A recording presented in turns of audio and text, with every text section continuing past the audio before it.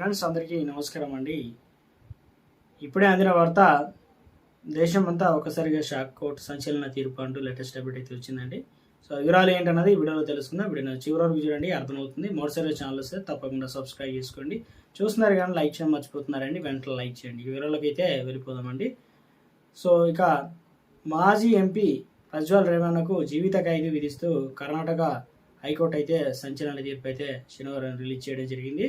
ఇందులో బాధితురాలికి 7 లక్షల రూపాయలు కూడా చెల్లించాలని ఆదేశాలు జారీ చేశారు. ప్రజ్వల్ రేవణ్ణ మాజీ ప్రధాని దేవగౌడు మనమడు. ప్రజ్వల్ రేవణ్ణపై వచ్చిన ఆరోపణల విచారణకు రాష్ట్ర ప్రభుత్వం 2024 ఏప్రిల్ 27న అయితే సిట్ అయితే ఏర్పాటు చేసింది. అయితే ఏప్రిల్ 28 అదేవిధంగా 2024లో కేసు విచారణ కూడా రావడం జరిగిందన్నమాట. ట్రాన్స్ఫర్ చేశారు. తర్వాత బాధితురాలు ఇచ్చినటువంటి ఫిర్యాదు తర్వాత మరికొందరు కూడా ఆయనపై ఫిర్యాదు అయితే చేయడం జరిగిందనమాట.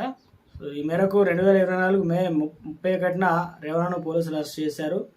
1632 పేజీలతో ప్రజ్వల్కు పైన సిట్ ఛార్జ్ దాఖలు అయితే చేయడం జరిగిందనమాట. 113 మంది సాక్షులను కూడా విచారించి ఛార్జ్ షీట్లో తెలిపిందనమాట.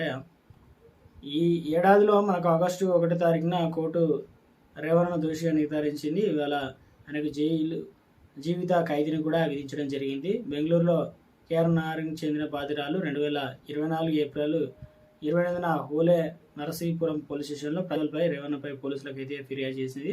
ఫామ్ హౌస్లో తనపైన రేవణ్ణ అత్యాచారం చేశారని బాధితుల ఫిర్యాదులు అయితే తెలిపింది.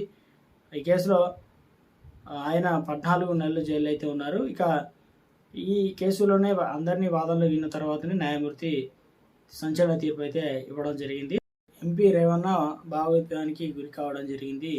ఉద్దేశపూర్వకంగా మహిళ తనపై ఫిర్యాదు చేసిందని ఆయన ఆరోపించారు. ఎన్నికలకు రోజు ముందు ఆమె తనపైన ఫిర్యాదు చేశారని కూడా ఆరోపించారు.